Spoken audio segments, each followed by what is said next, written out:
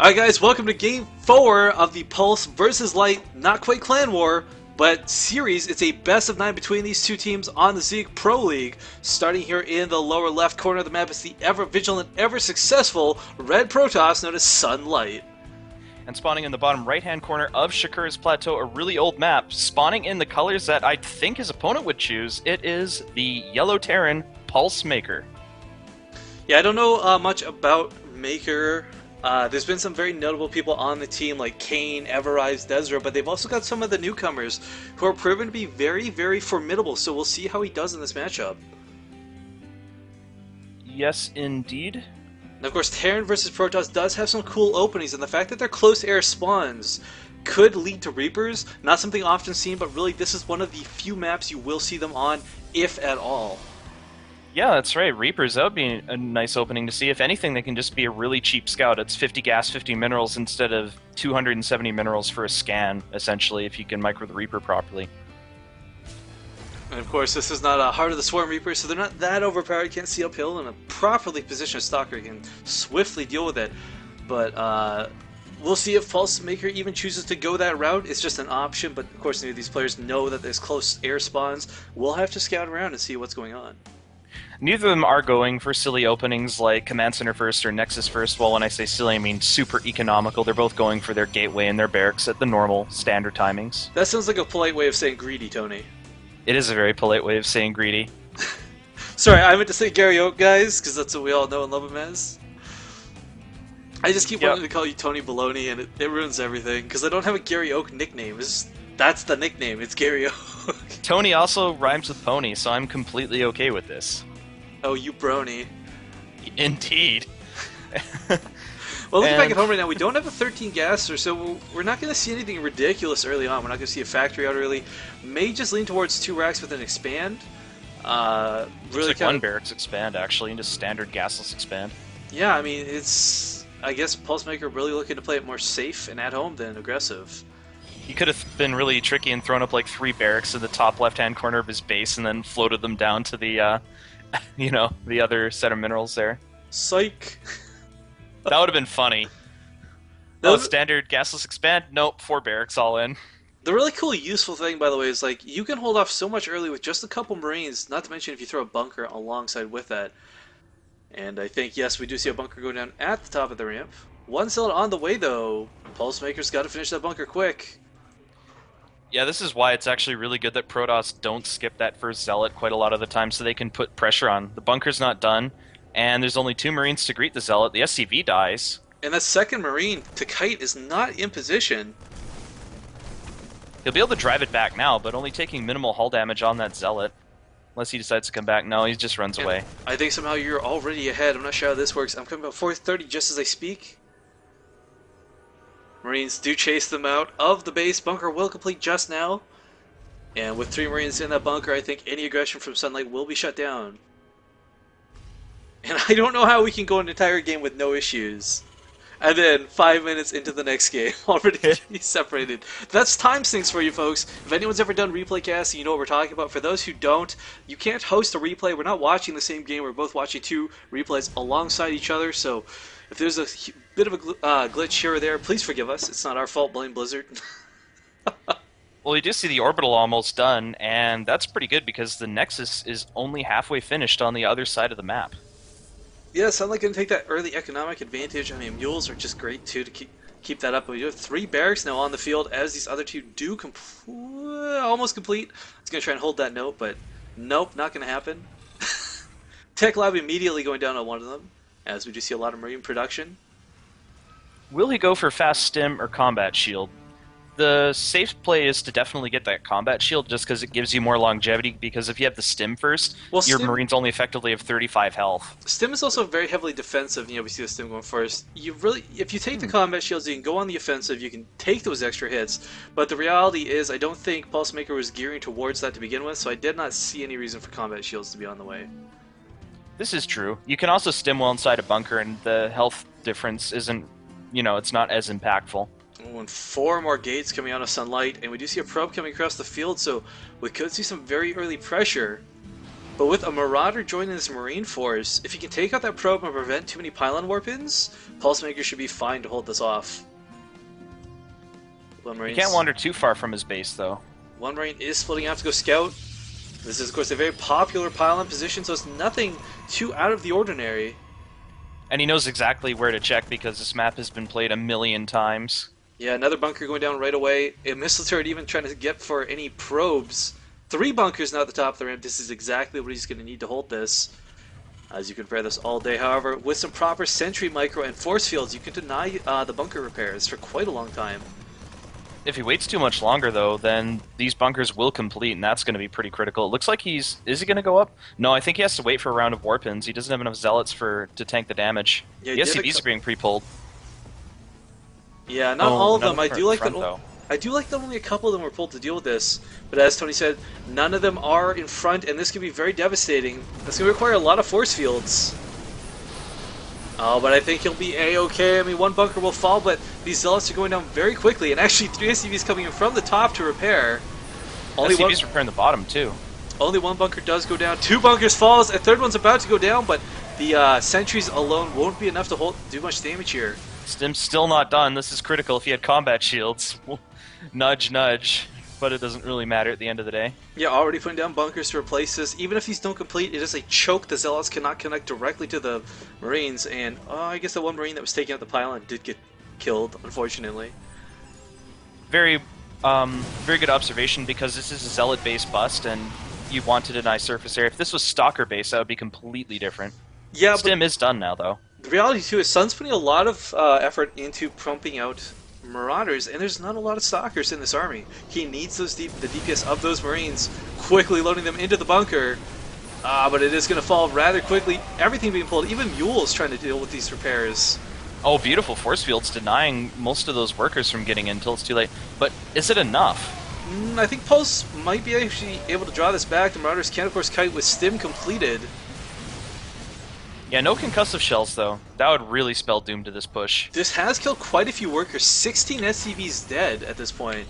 2 half-energy mules died, too. That's pretty critical. 42 officers, 229, even pulling more right now, because the reality is, even though he's going to lose a lot of SCVs, he can make this back later. But right now, if he loses his base, then he's down and out. Well said, well said. It looks like Sunlight's actually just backing off. He is going into double forges, meaning he wants to transition into a more macro game. Then yes, we do see Twilight Council, we see Robo, so he's hoping he's done enough damage and his opponent won't really do anything to him for a while, so he can just tech up and maybe take a 3rd base and then push again later. Or even just do phase 2 of the 2-base push. Killing all those SCVs is definitely worth it. The mules will help make this up, but I want to see Pulsemaker throw down a 3rd CC to try and make this up. He's putting a lot of effort into getting units out still, though. Very smart choice, because he doesn't know what's coming. And just to double check our time sync, I'm coming up on 11:22. Me too. Awesome, awesome. Medivacs are out, so he knows he's fine until AoE from his opponent's out, so he should definitely want to go and pick off that pylon he knows is there, and as you said, throw up that 3rd command center. Because he's got to play a bit of catch-up. He lost 16 workers. Factory floating across the map right now to do some scouting, but Pulsemaker also pushing out. I mean, there's a formidable force here from Sunlight, plus he still has warp-ins. Army supplies about even right now. But there are medevacs versus no AoE. I can't stress this enough. At least no AoE yet. Yeah, it's really hard to do the focus fire on things like Marauders. They're so beefy and tanky to begin with. Yeah, and he is transitioning into more Stalkers, as this factory sees. Oh, he's running away with his army. Did the factory actually see those Zealots and Sentries? I don't believe it did. But yeah, very good play.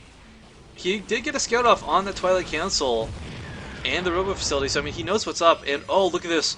Oh, this dirty pylon with the warp-in on the high ground. That observer will cause a lot of damage.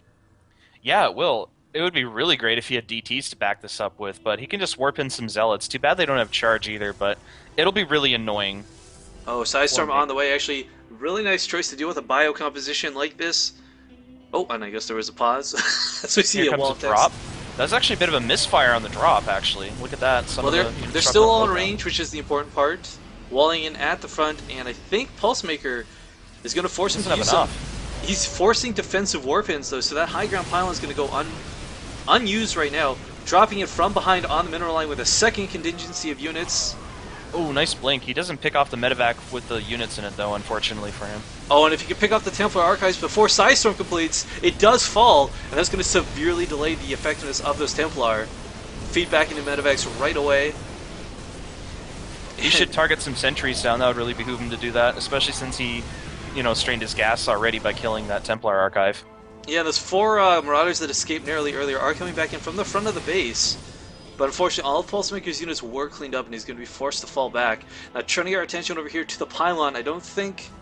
No, Pulsemaker has no idea it's there, and 1 Zealot being warped in. Units lost is actually about even. I had to point that out. That 1 Zealot warp in will give away the fact that there's something fishy up. However, there's nothing in the base to really defend against this, and it will freely pick off a couple SCVs, especially with another Zealot joining it. So Stalker's also going to blink up on the high ground. Looks like Maker might have been going for a drop, but he had to turn around with everything. Oh, he loses a medevac to those Stalkers. It blinks almost off cooldown, too. Yeah, trying to pick off a couple, but those projectiles being denied by the blinks. However, he does spot that pylon, and shutting that down will shut down any aggression. And he gets the Observer, too. Very good scan. Yeah, it's not easy to spot those Observers, and only the best Terran players snipe them at every opportunity. So was it Taja that just sniped Observer after Observer in a bunch of his matches? I believe so. We do have another barracks adding the, I guess, production line here. Our 3rd command center finally coming down. I would have loved to have seen this much earlier. As 3rd Nexus started, too. Pulsemaker's actually caught up in workers at this point as well. Sunlight no longer with that double lead. That's really critical. He actually should have a better income now because he does have those mules. Soon he'll have triple mules. And he does scout the pylon being created up here. So again, shutting down any sneaky harassment. No cancel. I'd like to see him hunt for Renegade Probe here, but it looks like he's just going on his merry way with his dropships. The hero SCV at the watchtower right now, trying to keep an eye on things that are coming his way. But that's a large contingency of units that are anticipating that dropship. However, there's also 2 dropships coming towards the main. They're turned around, though, actually. Maybe he saw the Observer. Well, that's not totally impossible. It's definitely difficult to spot. But what Pulsemaker needs to do is he has to split Sunlight's army right now. If you can draw attention to this 3rd, at least force a cancel, then those drops plus his main force in the middle of the map will have no trouble doing some damage to the main. I'd like to point out that upgrades are actually quite far ahead for Sunlight, as is expected in this matchup, 2-2. Yeah, with level 3 halfway completed, only +1 just finishing now for the Terran. Or sorry, +2 rather. Trying to stim up here. Gonna try and pick up these Templar. Does snipe one, but the other 2 turn into Archons immediately, and we do see drop-ins all over the place. However, there's a lot of Psystorms greeting the Terran forces at every turn. Yeah, that army just got completely wrecked. Oh, he actually escapes with... Oh, I spoke too soon. That blink just picked off 2 empty medevacs that were at really low health. That was a really good blink. And there's still 2 dropships up here on the... I guess the crevice between the 3rd and the natural. Waiting for Pulsemaker to make a move with those. He might just leave them there for now, though. Looks like he's going to set up a planetary fortress at his 3rd base. Or at least he should. I would definitely like to see that from him. However, there's 3 dropships going towards the main. This contingency of dropships in the middle of the map, plus the original 2. I don't know if it'll be enough because we see Sunlight moving across the map with his entire army. Yeah, this is a huge Protoss army. Where's it going, though? A lot of it actually turned around because of these dropships. Yeah, the main... Oh, he snipes the forge it's spinning. Wow. Yeah, suddenly that goes the upgrades down are even. very quick. Charge 2 and is denied. A drop in the natural happening, and I'm coming up on 1917. As all this damage is going down left and right, even picking out the Templar Archive, so no more High Templar, no more Archons. No more forges either. Second forge does go down, but it's a lot of storms to try and dodge. Those storms just obliterated that army, but that group at the natural actually did a lot of damage. Oh, beautiful. However, looking back at Pulsemaker's base, the SVs at the 3rd that were mining have been sniped off. That pylon warp-in was a little too soon, and the planetary is not completed. Luckily, he saves that P fort. It's at about half health. And, oh man, just a summary right now. 30 workers killed and 22 apiece for both these players right now. And, wow, look at this. As soon as +2 finishes, Sunlight is going to not be ahead in upgrades anymore. They'll both be at 2-2 because of that beautiful drop picking off like half of his tech. There's another drop attempt denied by those Stalkers. Yeah, blinking forward, taking that out real quick. Unfortunately, this Marauder can't even take out one Stalker. He almost does it. And Probe's still being picked off here at the third. Only just now finally getting cleaned up. Maker has some really good multitasking here. Yeah, evening it up. Actually, 30 workers killed apiece now for both these players. It is a 56 to 46 worker count for Sunlight, though, so he still has the advantage. Yeah, the mules will help equalize that, though. This is a very scary force with no ghosts on the field. It's going to be very, very difficult to deal with this. We have Templar in the back for Storms, Archons in the front for that splash damage, not to mention this wall of Zealots. This is going to be a beautiful attack by Sunlight. We'll see if Maker can hold this off. And a lot of his units are actually in dropships. We have 3 full dropships with an extra one headed for that third base. Oh, and with the Planetary, immediately trying to spam repair with the SCVs, but it's just such a large force. Baiting some energy for those Storms and force fields at the bottom of the ramp. He will lose his third. All those SCVs are dead too. That is a lot of dead workers. 18 of them died. That's so unfortunate because Pulsemaker needed that base. His main is at that point where it's been mined out. The natural's getting low. We'd be able to go tit for tat here. He's actually trying to pick off these High Templar and maybe this Pylon too. Oh, at the third, losing a lot of stuff. Those clutch weapons of the Archons, though. Will it be enough? I don't feel it will be, as we do see Sunlight's massive army coming back towards his main. However, huge drops about to go down in the main as well, and this is going to split his forces. Yeah, Maker's just picking him apart slowly but surely. These forges are going to die again. Huge engages going on all over the place, though I think in the main, Maker definitely has the advantage in units. He saves the third, but... Oh, and that Archon has 2 health on it. Really unfortunate. Oh wow, that is a lucky Archon. And sniping off the Templar Archives again, this is what you need to be doing, but the Storms doing so much damage as these units are forced to funnel, getting picked up by those dropships. He saves a good chunk of his army there. However, the third is again being assaulted, and that Archon's still alive with 2 health. And he's running into the natural as well. Pulsemaker definitely doing everything he can to just poke left and right at Sunlight. However, this guy must have taken lessons from Gumiho. This guy's everywhere. With the lack of the third base, though, look at the income right now. Pulse just does have... He's got nothing. He's dwindling down. He needs to secure a third more than do attacks right now. And, yeah, you're right. Sunlight even taking a 4th behind all this. Yeah, he can't truly attack, but he can jab, and that's what he's doing. He's just trying to, you know, keep poking his opponent, keeping him out of his hair while he does take that expansion and preventing him from getting too far ahead.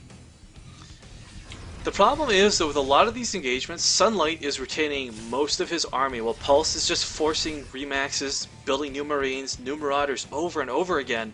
And this is going to be really unfortunate because the longer Sunlight's army's there, he's going to always have that supply advantage. Oh, this is a ballsy little run, and he's actually going to get this Nexus, and he's going to dart up into the top left portion of the map. He might even force a cancel here, too. Oh, probably man. not, Actually, though. choking at the ramp, I really like that choice, but there's just so many Zealots here. Trying to kite them all day, but he doesn't have the Marauders to slow them enough. And every medevac has been picked off, so I mean, these units are on their own. They are going to die, there's no question about it, but the natural now being harassed as well. Probes being withdrawn. And the natural falls, too. Yeah, you're like maybe 5 seconds ahead of me, but Stalker's moving up here. Trying to deal with these medevacs. I love the fact that Sunlight keeps focusing down the medevacs. There's no way for Pulsemaker to get away. But he does finally at least have this third behind all this wall that went on. That's exactly what he needed to do. Suddenly it's 1 base versus 2 base, technically. Yeah, as weird as that is to think about, it's about the truth of it, as there's almost no mining left to be had at the natural of Pulsemaker. The thing is, Sunlight has the superior army right now, so he can actually win a straight-up fight, but if he decides to wait, then Pulse will definitely be back in this game. Well, I think Pulsemaker knows that's been the situation for a large bulk of the game. He's been doing a lot of hit and runs, trying to split those forces as best he can. And this, unfortunately, this is an orbital, not a planetary, so he can't even leave this base unattended. Oh, there's a free medevac for those Stalkers, too. Almost gets a second one. And there's actually, look at this here at the, I guess, the other third of Pulsemaker.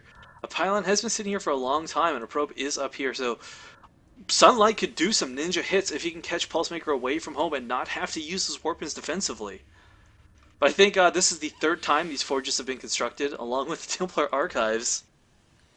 Yeah, and he's still at 2-2, I believe. Unfortunately, has Pulsemaker completed his 3-3? No, he has not. Just doesn't have the money to do it. He's actually pulled all the workers. He's pulled all the workers off gas. There's no gas income whatsoever for him. Usually you should pull a few off of gas when you get into late game with bio, but not all of them. Oh, And he's a little oversaturated. And we got these dropships loading up, but the observers following suit. There's a lot here at the, I guess, what you want to call it, the top left, fourth base of Sunlight.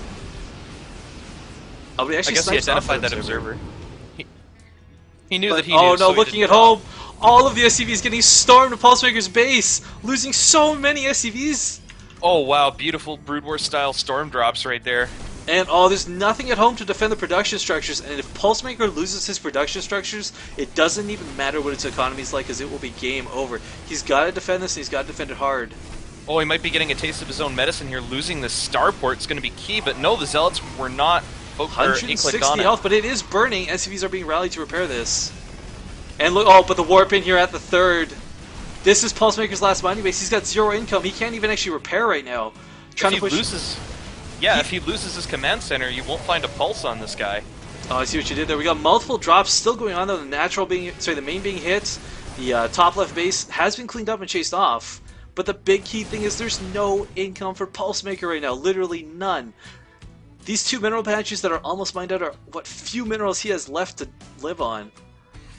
Yeah, Sunlight's just really played a really good grindy game, and looks like he's grinded his opponent into nothingness. He's only got 1 orbital left and only 14 SCVs. Actually, that is his last command center in general. He's floating out over from the natural. It is. That is his last command center. Oh, and losing another medevac. As we get less and less with the income, every unit becomes that much more valuable. And we do see, actually, he's pushing across the map with those SCVs. This could be his last stand, trying to do some concrete damage, because I think he knows he's down and out. Yeah, this is his last stand right here. He's at half the supply of his opponent, though. Is that the same Archon? Yes, that Archon, 19 kills, 2 health, has been alive this entire game. Hero Archon, right there. Hero Archon accidentally thinks he's an immortal. Storm at the bottom of the ramp will prevent him moving up. Oh, but Pulsemaker losing so many units to these storms. They're just wrecking his army composition. And another storm. And I'm expecting this is too much damage. GG should be any moment now, as this is the end of Pulsemaker's army. Look at the supply, 18 supply and falling. Yeah, he's basically thinking he's Marine King right now, just trying to micro with his last units before he leaves the game. Don't blame him though, he put up a good fight, but that is the end of it. GG. BM storms.